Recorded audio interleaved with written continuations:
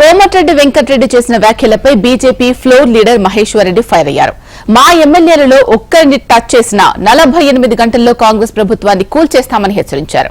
మీ తమ్ముడు రాజగోపాల్ రెడ్డి మీతో టచ్ లో ఉన్నాడో లేదో తెలుసుకో అని ఎద్దేవా చేశారు. కాళేశ్వరం ఫోన్ ట్యాపింగ్ అంశాలను రాష్ట్ర ప్రభుత్వం సీబీఐకి ఎందుకు ఇవ్వడం లేదని ప్రశ్నించారు మహేశ్వర్ రెడ్డి. మా ఒక్క ఎమ్మెల్యేను ముట్టుకుంటే బిడ్డ 48 గంటల్లో మీ ప్రభుత్వం కూలిపోతుందని తెలియజేస్తున్నా.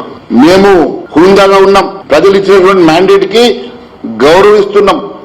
కాబట్టి మేము ప్రజాస్వామికంగా చాలా మిమ్మల్ని గౌరవించి సహకరిస్తున్నాం. కాళేశ్వరం సిబిఐ మాట్లాడినావు, కాళేశ్వరం సిబిఐకి ఇవ్వలేదు.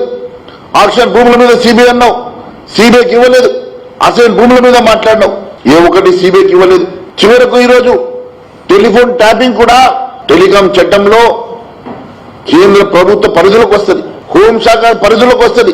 హోంశాఖ సెక్రటరీ పర్మిషన్ ఇవ్వకుండా ఏ రాష్ట్ర ప్రభుత్వానికి కూడా 1885 యాక్ట్ ప్రకారం 1885 టెలిగ్రాఫిక్ యాక్ట్ ప్రకారం ఇది కేంద్ర ప్రభుత్వంలో హోంశాఖకు మాత్రమే అధికారులు ఉన్నాయి కదా. మరి దాన్ని డిబేట్ చేసినటువంటి రాష్ట్ర ప్రభుత్వం మీద చర్యలు తీసుకోవడానికి ఎందుకు సిబిఐకి నువ్వు ఇస్తలేవో దానికి సమాధానం చెప్పు.